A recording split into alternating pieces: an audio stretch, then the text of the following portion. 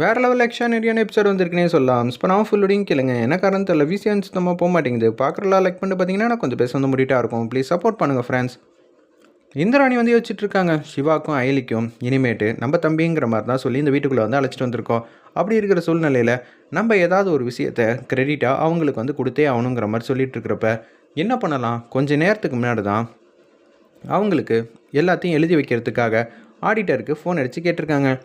நான் இது மாதிரி ஒருத்தருக்கு கிஃப்ட் பண்ணணுன்னு ஆசைப்பட்றேன், அதனால் நீங்கள் நான் கேட்ட பேரில் ஒரு கம்பெனியை வந்து எழுதி வைங்க அப்படின்னு சொல்கிறாங்க. மேடம், கம்பெனி எழுதி வைக்கணுன்னா ஏகப்பட்ட பேர்கிட்ட கையெழுத்தெல்லாம் வாங்க வேண்டியது இருக்குது. சரி, அப்போ நான் ஒரு இடத்தோட டாக்குமெண்ட்டை அவங்க பேரில் மாற்றணும், அது என் பேரில் இருக்கிற டாக்குமெண்ட் அப்படின்னு சொல்கிறாங்க. சரி மேடம், இருப்பினும் மற்றவங்க எல்லாருமே வந்து ஒரே இடத்துல இருக்கீங்க, அவங்கக்கிட்டேயும் ஒரு வார்த்தை கேட்டுக்கிட்டிங்கன்னா நல்லாயிருக்கும். அது என்னோடய உழைப்பில் வாங்கினது, அதனால் யார்கிட்டையும் கேட்கணுன்னு அவசியம் இல்லை. சொல்கிறத வந்து ரெடி பண்ணி கொடுங்கன்னு சொன்னோன்னே அப்படியே ரெடி பண்ணி கொடுத்துட்றாங்க. அந்த ஃபைலை தான் நம்ம இந்திராணி வந்து பார்த்துட்ருக்காங்க. இதை சிவாகிட்டையும் அயலிக்கிட்டையும் கொடுத்தா அவங்க ஏற்கனவே வந்து வாங்க மாட்டேங்கிறாங்க. ஆனால் இந்த வாட்டி அப்படியெல்லாம் இல்லை, கண்டிப்பாக வந்து அவங்க வாங்கிக்க போகிறாங்கன்னு இந்திராணி வந்து சூப்பராக வந்து யோசிச்சுட்ருக்காங்க. அப்போன்னு பார்த்து அந்த டாக்குமெண்ட்டை வந்து எடுத்துகிட்டு வராங்க. என்ன ஆச்சு அக்காவுக்கு இப்போன்னு பார்த்து இந்த டாக்குமெண்ட்டை வந்து எடுத்துகிட்டு வந்துட்டுருக்கா, ஒன்றும் புரியலையே அப்படின்னு சொல்லி யோசிக்கும்போது, சிவா அயலி என்னோட கிஃப்ட்டு, நீங்கள் இதை கண்டிப்பாக வந்து வாங்கிக்கணும் அப்படின்னு சொல்லும்போது, அண்ணி எதுக்கு அண்ணி? ஏய், நான் இது என்னன்னு சொல்கிறேன், கல்யாண நாள் அதுவுமா, உங்களுக்கு நான் ஒரு கிஃப்ட்டு கொடுத்துருக்கேன், இந்த கிஃப்ட்டை நீங்கள் ஏற்றுக்கிட்டு தான் ஆகணும்னு சொல்கிறப்ப, என்னடா கபிலா, உங்கள் அக்கா என்ன வந்து கொண்டு வந்து கொடுத்துருப்பா, என்னவா இருக்கும், ஏகப்பட்ட வாட்டி ஏதாவது கொடுத்தா கூட இவங்க வாங்க மாட்டாங்க. அப்படி இருந்தாலும் சும்மா வந்து 1,00,000 2,00,000 ஏதாவது இருக்கும், போனால் போயிட்டு போகுது, அவங்களும் இதெல்லாம் வச்சு அனுபவிக்கட்டும் அப்படின்னு கபிலன் வந்து பெருந்தன்மையாக சொல்கிற மாதிரி நடிக்கிறாங்க. அந்த இடத்துல என்னடா நீயா இப்படி மாறிட்ட, நம்ம சொல்லி எதுவும் அக்கா வந்து கேட்க போகிறதில்ல, அப்படி இருக்கும்போது நம்ம எதுக்குமா பேசி ரியாக்ட் பண்ணிக்கிட்டு அமைதியாக இருக்கலாங்கிற மாதிரி ஆரம்பத்தில் வந்து இருக்காங்க கபிலன். இந்திரா, இதில் என்ன இருக்குது, அதான் கேட்குறாங்களே சிவா அயலி, இதை 2 பேரும் சேர்ந்து ஓப்பன் பண்ணி பாருங்கன்னு சொன்னோன்னே அப்படியே கிஃப்ட் பேப்பர்லாம் இருக்குது, அதை எல்லாத்தையும் வந்து பிரிச்சுட்டு அப்படியே வந்து பார்த்தா ஃபைல் மாதிரி இருக்குது. தெரியும்டா, ஃபைல் இருக்குது, வேறு ஏதோ பெருசாக வந்து நமக்கு எதிராக வந்து செஞ்சுருக்காப்புல இருக்குது. அம்மா அவசரப்படாதம்மா, அமைதியாயிருன்னு கபிலன் வந்து அவங்க அம்மா கையை வந்து பிடிக்கிறாங்க. என்ன எதுன்னு தெரிஞ்சதுக்கப்புறமேட்டுக்கு பேசலாம் அப்படின்னு சொல்லிட்டு இருக்கிறப்ப ஆவேசமாக வந்து பார்க்குறாங்க கபிலன்லேருந்து ஒட்டுமொத்த குடும்பமும். அப்போன்னு பார்த்து, அண்ணி என்ன நீ உங்கள் பேரில் இருக்கிற சொத்தை எங்களுக்கு வந்து மாற்றிருக்கீங்க அப்படின்னு சொல்லும்போது, திருப்பியும் எதுவும் பேசாதன்னு கபிலன் வந்து சொல்லிடுறாங்க. எனக்கு ரொம்பவே வந்து பெருந்தன்மையாக இருக்குமா, நீ இப்படியெல்லாம் ஒரு கிஃப்ட் கொடுப்பேன்னு நான் நினச்சி கூட பார்க்கல. அக்கா எதுக்குக்கா எனக்கு போய் இவ்வளோலாம் செய்கிறீங்க, சொல்கிற வார்த்தை என்னன்னு கூப்பிட்ற, அக்கான்னு கூப்பிட்ற, இது நான் உனக்கு கல்யாண பரிசாக கொடுத்துருக்கேன். அப்படி இருக்கிற சூழ்நிலையில் இதை திருப்பி யாரும் வந்து கேட்கக்கூடாது, இது உன்னோடது, இந்த செகண்ட்லேருந்து இது உன் பேருக்கு மாறியாச்சு. அக்கா ரிஜிஸ்ட்ரேஷன் கூட பண்ணல, எப்படிக்கா மாற்றினேன், அதெல்லாம் பண்ணலாம்ப்பா, அதெல்லாம் ஒரு பிரச்சனையும் இல்லைங்கிற மாதிரி சொல்கிறாங்க. நம்ம தானமாக இது மாதிரி எழுதி தரப்ப கண்டிப்பாக இது எல்லாமே வந்து செய்யலாங்கிற மாதிரி சொல்லிடுறாங்க. நம்ம இந்திராணி இதை கொஞ்சம் கூட வந்து எதிர்பார்க்காம தான் வந்து அவங்க 2 பேரும் வந்து யோசிச்சுட்ருக்காங்க. எது எப்படியோ அக்கா இப்படியெல்லாம் ஒரு விஷயம் வந்து செய்வாங்க, ஏற்கனவே எல்லாரும் வந்து எப்படியெல்லாம் யோசிப்பாங்கன்னு தெரில. இந்திரா இது செய்கிறதெல்லாம் வந்து நியாயமாக இருக்கான்னு கேட்குறாங்க ரித்திகாவும் செல்வராணியும்.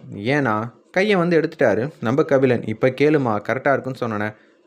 சித்தி எதுக்காக நீங்கள் இப்படியெல்லாம் வந்து பேசிகிட்டு இருக்கீங்க, போயும் போயும் இவனுக்கு நீ நல்லபடியாக 3-4 வாட்டி வந்து இது மாதிரி நல்ல காரியம் பண்ணி வைக்கிற, நாங்கள் அமைதியாக இருந்துட்டோம், இவங்க வருவாங்கன்னு சொன்னனால தான் நீ இந்த வீட்டில் இருக்க, அதுவும் ஓகே தான், இது எல்லாம் தெரிஞ்ச விஷயந்தான். ஆனால் அதுக்குன்னு நீ இப்படியெல்லாம் எழுதி வைப்பேன்னு நான் நினச்சி கூட பார்க்கல.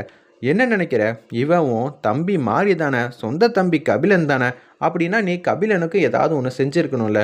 கபிலன் சின்ன வயசுலேருந்து அவனுக்கு கேட்டது எல்லாமே வந்து கிடச்சிருக்கே, அவனுக்கு கிடைக்காது ஏதாவது இருக்கா சொல்லுங்கள். இல்லை அவன் விதவிதமாக வந்து கார் கேட்டானே, நான் வாங்கி தராமல் இருந்தேனா, இல்லை இந்த வீட்டில் வந்து ஆடம்பரமான சொகுசு வாழ்க்கையை வந்து அனுபவிச்சிருக்கானே, எல்லாமே வந்து கபிலனுக்கு நான் அள்ளி அள்ளி தான் செஞ்சுருக்கேன். ஏன் கம்பெனி கூட எத்தனை கம்பெனி அவன் பேரில் இருக்குது. அப்படி இருக்கும்போது நீங்கள் எதுக்காக இப்படியெல்லாம் வந்து கேட்குறீங்க, தராசு போல் நீங்கள் நியாயமாக நடந்துக்கலன்னு எதை வச்சு சொல்கிறீங்க அப்படின்னு சொல்லும்போது, அக்கா உன்னை கிட்ட வந்து வேறு ஏதோ வந்து கேட்கணுன்னு அம்மா வந்து தேவையில்லாமல் பேசிட்டாங்க, அதுக்கு நான் மன்னிப்பு கேட்குறேன். ஆனால் சிவாவுக்கு இதெல்லாம் எழுதி கொடுத்தது எனக்கு சுத்தமாக வந்து பிடிக்கவே இல்லை. உனக்கு சிவாவை பிடிக்காதுன்னு எனக்கு நல்லாவே தெரியும், ஆனால் அதுக்குன்னு பரிசாக கொடுத்ததெல்லாம் திருப்பி கேட்குறதெல்லாம் சுத்தமாக வந்து நாகரிகமே கிடையாது, பார்த்து நடந்துக்கங்க அப்படின்னு சொல்லும்போது, எப்படி இந்திரா, இது நம்ம குடும்பத்தோட சொத்து, அப்படி இருக்கிற சூழ்நிலையில் நீ ஏதாவது ஒன்று கொடுக்கணுன்னா எங்ககிட்ட கேட்டுட்டு தானே வந்து செய்வ, அது சீர் செஞ்சாலும் இல்லை மற்றவங்களுக்கு ஏதாவது செஞ்சாலும் நீ அப்படி தானே பண்ணணும். அப்படி இருக்கும்போது நீயா கேட்காம உன் இஷ்டத்துக்குன்னு ஒரு முடிவு எடுக்கிறியே, இதெல்லாம் சரி வருமா அப்படின்னு சொல்கிறப்ப உதயபெருமாள் வந்து கடுப்பாயிட்டாங்க. என்ன நினச்சிக்கிட்டு இருக்க, இது எல்லாமே உருவாக்குனது அவள் தான். அப்படி இருக்கும்போது அவள் உன்கிட்ட கேட்கணுமா? சித்தி, இது ஒன்றும் நான் குடும்ப சொத்துலேருந்து எடுத்துகிட்டு வந்து கொடுக்கல சரிங்களா. தனிப்பட்ட முறையில் நான் மாதம் மாதம் சம்பாரித்தேன்ல, அந்த காசுலேருந்து தான் நான் இவங்களுக்கு எழுதி கொடுத்துருக்கேன். அதனால் நீங்கள் கவலைப்படுற அளவுக்குலாம் இங்கே ஒன்றுமே நடக்கலை சரிங்களா அப்படின்னு சொன்னோன்னே, போதுமா இந்திரா, உங்களை பற்றி இருக்கிற விஷயம்லாம் தெரிஞ்சுதா, புத்திசாலித்தனமாக வந்து யாருக்கு எங்கே வைக்கணும்னு தெரிஞ்சுதா அவள் இப்படி பண்ணிக்கிட்டு இருக்கா. இப்படியே நீங்கள் இந்திரா கிட்ட வந்து வம்பளத்துக்கிட்டு இருந்தீங்கன்னா இந்திராவோட ஒட்டுமொத்தத்தையும் சிவா பேரில் பங்கை வந்து மாற்றி எழுதி வச்சிருவா. அதுக்கப்புறம் உங்களால் என்ன பண்ண முடியும் சொல்லுங்கள். என் பேரில் இருந்தால் என்ன, சிவா பேரில் இருந்தால் என்ன, எனக்கு என்னமோ எல்லாம் ஒன்று தான் அப்படின்னு சொல்லும்போது இவ்வளோ நேரம் ஆவேசத்தில் இருந்த கபிலன் அப்படியே அமைதியாயிட்டாங்க. அம்மா, அக்கா சொன்னால் செய்வாங்கம்மா, இனிமேட்டு இதெல்லாம் பேசாத. ஒன்றைய நான் இடத்த வச்சு நீ ஒட்டுமொத்த சொத்தையும் அவங்க பேரில் வந்து எழுத விட்டுறாத, அது சரிப்பட்டு வராது, அமைதியாயிருமா அப்படின்னு சொன்னோன்னே அப்படியே அமைதியாக வந்து இருக்கிற மாதிரி காட்டுறாங்க. என்னடா இது, ஏதாவது கேள்வி கேட்டால் நீ இப்படியெல்லாம் வந்து செய்வேன்னா எந்த விதத்தில் நியாயம் கேட்டால் 2 பேரும் ஒன்று தாங்கிறீங்க. சிவா உன்னோட தம்பி மாதிரி தான், அவன் உன்னை ஏமாற்றிட்டானா, நான் எங்கள் அக்காவை ஏமாற்றுவானா? இத்தனை நாளாக நீங்கள் என்னென்னமோ சொல்லிகிட்டு இருந்தீங்க, அது எல்லாத்துக்கும் வந்து நான் பல்ல கடிச்சிட்டு இருந்தேன். ஆனால் இந்த அக்கா தம்பி பாசத்துக்குள்ளே வராதிங்க, அது போலின்னு சொல்லி நாடகம் ஆடாதீங்க, அது எனக்கு சுத்தமாக வந்து பிடிக்கவே பிடிக்காது, அவளை தான் சொல்லுவேன்னு செமையாக வந்து கத்துறாங்க. நம்ம சிவாவும் இதை கேட்ட உடனே, என்னடா நீ எல்லாம் எங்கள் அம்மாவை கேள்வி கேட்குற அளவுக்கு வந்துட்டியா? நான் ஒன்றும் கேள்வி கேட்கலடா கபிலா, அவங்க தான் பாசத்தை எடை போட்டு பார்க்குறாங்க, அதுதான் இங்கே பிரச்சனைன்னு சொல்கிறப்ப உனக்கு என்ன இவ்வளோ பிரச்சனையாக இருக்குது? அக்கா தம்பிக்கு கொடுக்குறாங்க, அப்படி இருக்கும்போது நீ எதுக்கு கேட்குற தேவையில்லாமன்னு நம்ம ஐலையும் வந்து மாஸ் பண்ணோன்னே அங்கே எதுவுமே வந்து கேட்க முடியாமல் போயிடுச்சு. அடிக்கலான்னு வரப்ப, இது வீடுன்னு நினச்சிங்களா இல்லை என்ன நினச்சிங்க? நிம்மதியாக கொஞ்சம் நேரமாவது இருக்க விட்றீங்களா? இப்படியே நடந்துக்கிட்டு இருந்தே இருந்துச்சுன்னா இந்திரா இங்கே இருப்பாளா? ஏன்டா இப்படி போட்டு படாப்படுத்துறீங்க?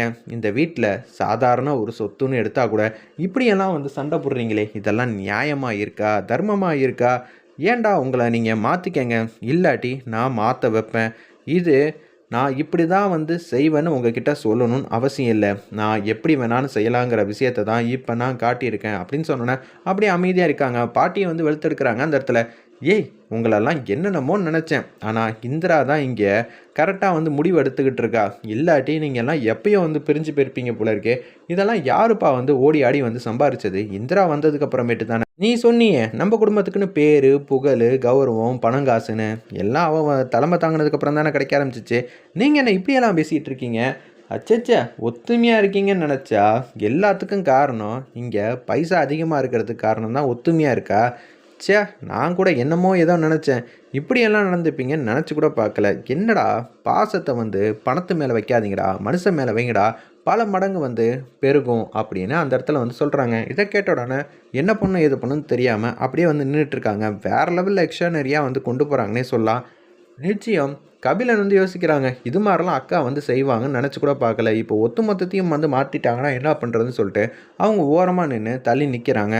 இந்த வீட்டில் ஒன்று கூட என்னால் விருப்பப்பட்டபடியெல்லாம் செய்ய முடியாத அளவுக்கு ஆயிடுச்சு.